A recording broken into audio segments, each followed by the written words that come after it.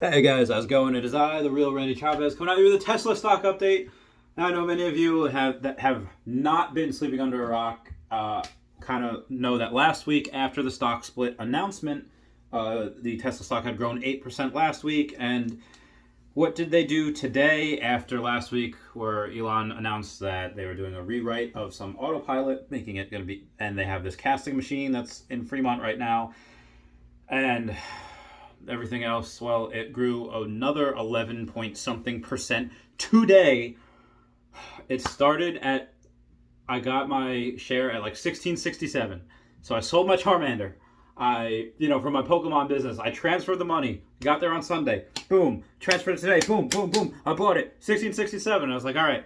And I kind of didn't look at it for a while. I was like, oh shit, it's like 17 something. Hovering at 1776 for a while.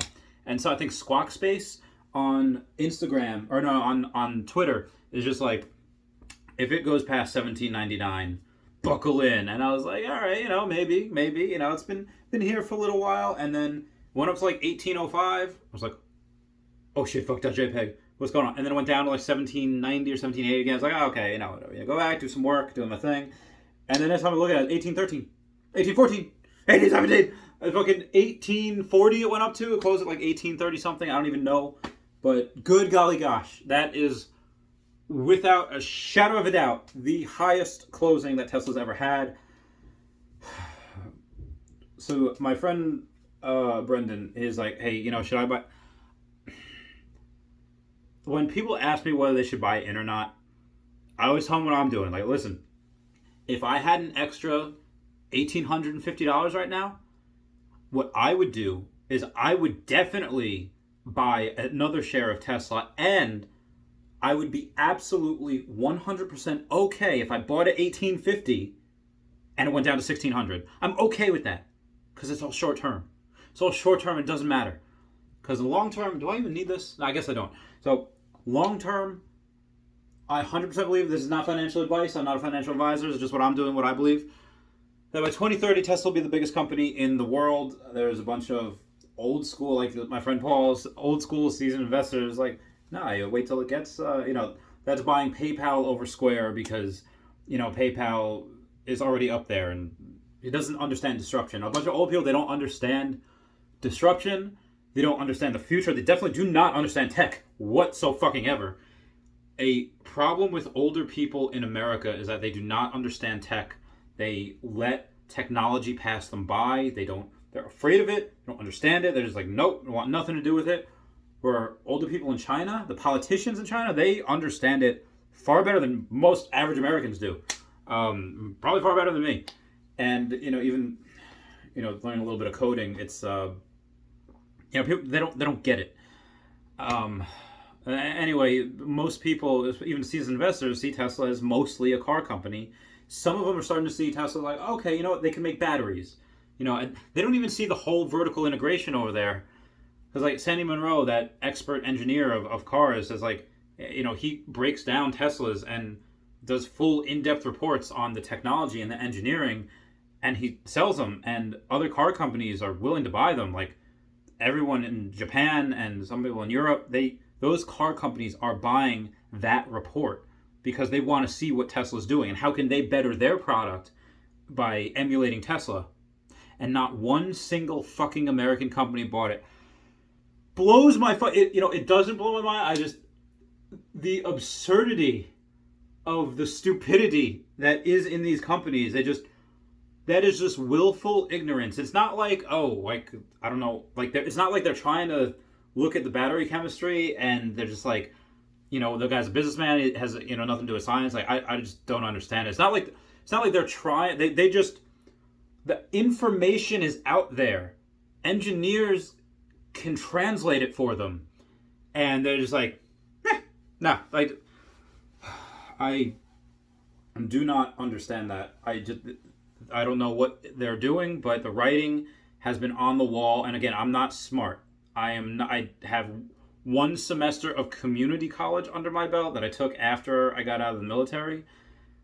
Anyone can do the research that I've done as far as looking at balance sheets, learning how to read those, learning how Tesla vertically integrates, just watching a couple of interviews with Elon Musk. I'm not saying like take like a week's worth or 2 weeks worth like I did, and watched interview after interview after interview, listening to his mannerisms, watching him think before he speaks, so that he could speak in his absolute truth, and just like, all right, no, this, there's, this is, in my opinion, one of the best investment opportunities in a lifetime, because in just 2 years they're going to double in size.